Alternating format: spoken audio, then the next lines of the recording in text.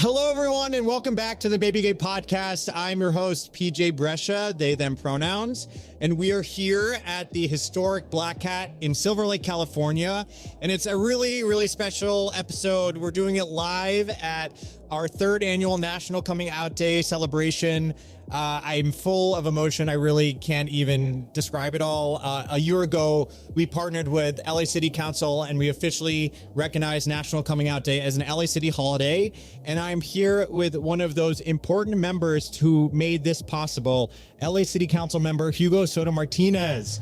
Hugo. Thank you so much for having me, PJ. Thank you so much for having me. You've been such an incredible ally. I just am so grateful on so many levels. And yeah, I mean, there's nothing more than I can say than thank you, and thank you for being an inspiration to me. And I just am so grateful for you to be a partnership, and I look forward to so many more National Coming Out Days and likewise sharing this love and this joy and this holiday. So thank you. The feeling is mutual. Thank you. Let's dive in. Yeah, let's go. Okay. Last year, the city of Los Angeles made history by officially recognizing National Coming Out Day as a city holiday. Thank you. Thank you. What did that moment mean to you personally and to the city? Well, you know, we were all there, and it was just a great time to celebrate. You know, this year has been really difficult, but last year was almost as difficult. You know, nationally, there were over 500 anti-LGBTQIA plus bills happening across the country.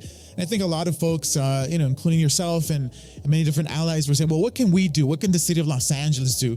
And I think what better statement than to say, you know, the city recognizes National Coming Out Day as a city holiday. Despite everything that was happening across the country at that time, we said, no, the city of Los Angeles, we're going to live by our values, our beliefs. And I think it was just wonderful to do it. And then now here, a year later, we're here at the Black Cat, and it's just even more spectacular. And every year is going to get better despite whatever challenges we have. I agree. We have to lean into that queer joy. Absolutely. Even in these crazy times, like that's our resilient, that's our resistance. So we have to celebrate celebrate National Coming Out Day. Completely agree. You were born and raised here in Los Angeles, the son of Mexican immigrants. How does your upbringing shape your values and your sense of community? That's a wonderful question. Thank you for that. You know, I think back a lot about, you know, where I grew up. I grew up in South Central Los Angeles, which was a black and brown community, you know, much more 50-50 split back in that time. So I always remember feeling a sense of solidarity with someone that, you know, with a group of folks that didn't look like me, that didn't have my culture. But I think the thing that really opened it up for me was being in the union. You know, you had everybody. It was a reflection of the city. It was gay, straight, women, old, white, brown, you know, you name it. And I think learning that you need solidarity to achieve things that you can't do individually is just so much at the core of who I am. And I think those lessons, I try to carry them, you know, even now as with everything that's happening, in my role as city council. But I think I would look at those two things as being very formative. Yes, absolutely. The phrase "many hands lifts." Man PJ Palu, which is something I learned in Florida. The Haitian community uses quite a bit. Many hands make like work. Yeah. Right. So we need to come together every day and support one another. You know, sometimes people are having their good days and they kind of can take the lead while the other folks are struggling. And that's where I feel like the queer community needs to really come together and just support one another. Absolutely. Was there a moment growing up in LA that showed you what allyship or solidarity really looked like to you? I mean, there's so many, but you know, there was one that I want to point to that just really changed me as a person, and also much of the work that we were doing in the community. And this was a training that was done at my previous employer by this incredible queer leader named Jessica Austin. And at that time, this was like 2007, 2008, where people are still debating, you know, gay marriage should be legalized. And in fact, California voted against it in 2008. And so she was pushing us to go to Pride March. That seems non-controversial now, but you know, almost 20 years ago, there was a lot of resistance, you know, from some of the staff. And so she did this incredible training. She talked about her life story, you know, how she came from the East Coast, very rural area. And it just really moved people, and people that I would never have thought gonna go to that pride went. Folks that were like, evangelical Christians and like grew up with these like very, different beliefs. They went, they participated, they had a ton of fun. And I think it really shaped, the movement for many of us that were working at that time. But that was such an important training that we did. And it really changed the trajectory for the labor movement, because it was the first time a union had gone to the Pride March here in the city of LA. Wow. That's really incredible. Yeah. I mean, that's where I'm just like, we are all human beings. We all just want to feel love and acceptance, and we all want the same thing. So it's like, what are we doing? Like, Yeah, and people felt that when they went to the march. They're like, oh my God, everyone's just expressing themselves and just having fun and being, and living so much joy. Yeah, we have to lean into that joy. So what does being an ally to the LGBTQ plus community mean to you, not just as a policymaker, but personally? I keep going back to the word solidarity.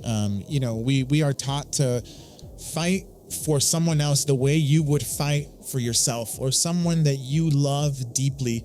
And so that I carry that from my lessons as an activist. But as a policymaker, we have to look at everything that we do in an intersectional way. We can't ignore that cis white men are the top of the heap, and everyone else that is not that, our trans community, our people of color, they are disproportionately more affected by every single issue: housing, homelessness, transit, good jobs, access to healthcare, you name it. And so I think as policymakers, we always have to look at it through that lens. We are asking for absolute equity, and that we never have any blind spots in any of the decisions that we make when we pass laws. Yeah. With LGBTQ plus rights being rolled back in parts of the country, what role do you see Los Angeles playing as a national leader and a model for other cities and states? This is where I think the city of LA has to lead. We've built so many different movements. The LGBTQIA movement is strong in the city of LA. It's strong in California. The immigrant rights movement is strong. We've marched for Black Lives.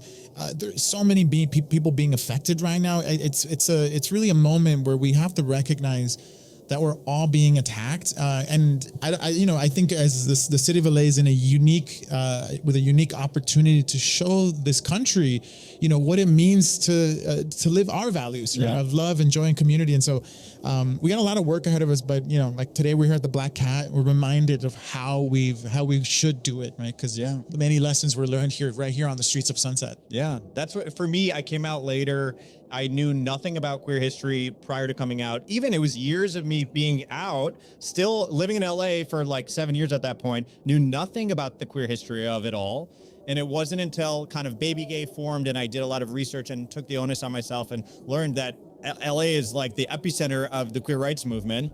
Here at the Black Cat, where it was the starting point for the Advocate, started out of the Black Cat after the Black Cat riots. And that's kind of like a submission for BabyGay to kind of share the rich queer history that we have here in Los Angeles, because I just don't think it's talked about enough. But I do feel like we need to continue to just share this incredible history. There's a plaque. For the folks that don't know, there's a plaque outside the Black Cat. In 2023, we're officially recognized by the state of California as the first LGBTQ plus monument of the state. Which is also crazy. Yeah. One monument. And now you're adding to the history as well? Trying to. Housing, safety, and access to resources are urgent issues for queer and trans Angelenos. What is the city council doing right now to address these needs? Oh my God, this is, there's a big subject. As I mentioned, the policy decisions have to be intersectional, and we have to look at it through an equity lens. And so I think all these issues you bring up are ones that, we're fighting to build more affordable housing, to give, to find more resources for the LGBTQIA community. One program that I'm really excited about is one that we hope is going to start next year, early 2026. And that's a guaranteed basic income program for transitional aged youth in CD13, but we are targeting the LGBTQIA and particularly the trans community, because when we think about all the hardships that LGBTQIA community goes through, many folks are coming from other countries. Many of them are in the foster care system. We want to make sure that the city puts their money where their mouth is, and so we're going to do $1,000 of guaranteed basic income, no strings attached. But we're also tying that to, placing training with union jobs, good high-paying jobs with healthcare, with a pension. And so we're going to look at, can we actually change the lives of these young folks that are facing so much hardship in their lives, and put them on a completely different trajectory, but centering who they are and their identity at the same time. That is so incredible. Thank you. Let us know how we can support. That's really incredible. That's going to be a great program. Looking forward to it. The Black Cat is historic grounds for queer resistance. How do you think LA can honor our elders and history while uplifting the next generation of queer artists, activists, and youth? I think back to the elders quite a bit, and I think you touched a little bit of that history, of that rich history. They were fearless. They were uncompromising. They made sure that their issues were uplifted front and center, even if it made other folks uncomfortable. Because they were fighting for folks that were dying, from HIV/AIDS. I mean, and I think that's kind of where we have to go back to. We have to feel that sense of urgency, because that's what's happening. People are dying because of decisions that are being made. I mean, we saw here in our own district, in our own backyard, a hospital that caved to Trump's bullying tactics and taking away gender affirming care. So we got to go back to it. We're going to remember that many of these actions started as bold protests. Many of them were riots. And so we got to go back to that and bring our own flavor that, meets the moment right now. Yeah. Like something that I don't think that folks know. I mean, back in the Black Hat protest, which was February 11th, 1967, there was 200 folks that met outside the Black Cat and rioted about, and there was the first kind of example of the queer rights movement. And at that time, same-sex PDA was illegal. So being public facing that you are protesting for the queer community meant you're losing your job. You're probably being ostracized from your community. So these people were fearless. Absolutely. And we need to celebrate our elders, which is not done enough. That's something I really want to focus on. And also kind of lean into that spirit of, this is our time now. We need to fight. We cannot be passive in what's happening in this country. So completely agree. Yeah. Completely agree. If you had to describe your vision for National Coming Out Day in Los Angeles 5 to 10 years from now, what would you hope it looks like? Wow. If at this pace, PJ, in 10 years from now, this is going to have tens of thousands of people. That's right. Last year, it was wonderful. This year is getting bigger. We had a wonderful stage. We're gonna create that together. Yeah, thank you. You're gonna create that together because we'll have the city's support. We're gonna continue to duplicate, have many more PJs and many more maybes, and so we're gonna do it. And I think it's up to our imagination. We're gonna see where it goes. I'm so excited. Let's do it. Me too. And one BabyGay tradition, what's a piece of advice that you would share with someone who wants to be a stronger ally, whether they're supporting a loved one who's coming out or showing up for the queer community more broadly?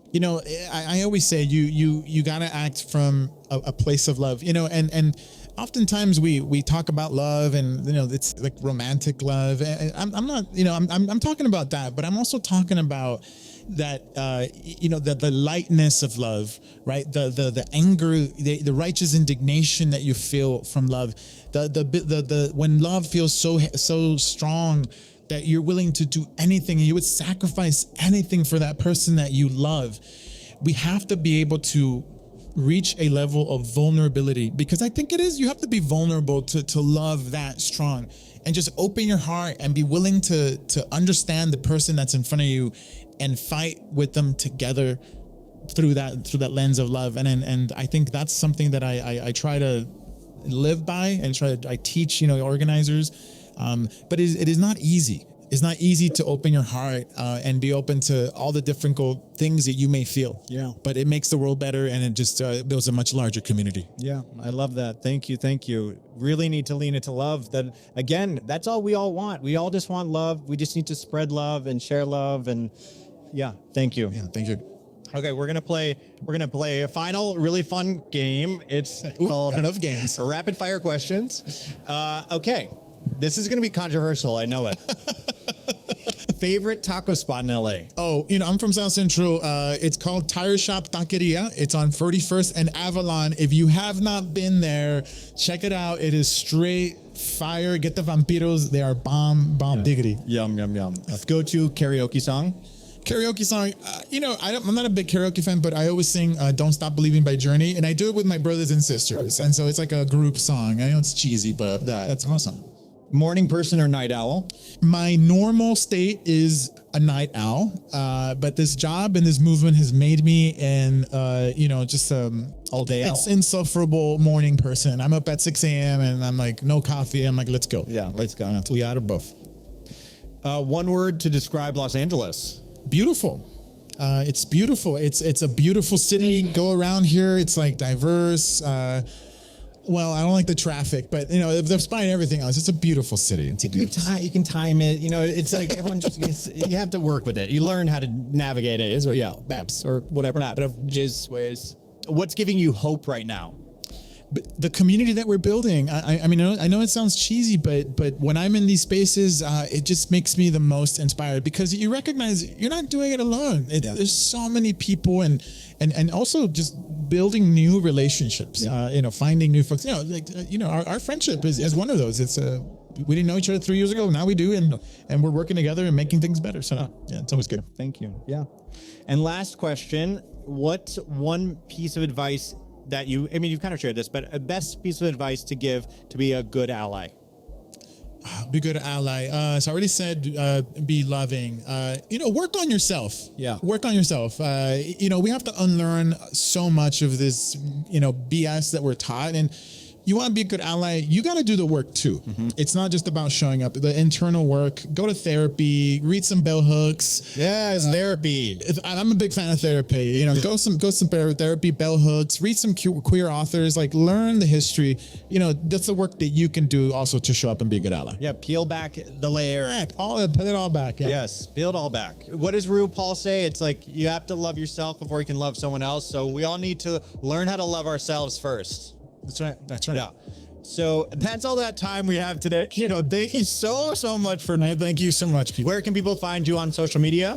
We can go to Hugo for CD13. That's my personal Instagram. And anyway, just go to that one. Hugo for CD13. Link in bio. Yeah, link in bio. And remember, Baby Gay family, coming out looks good on you.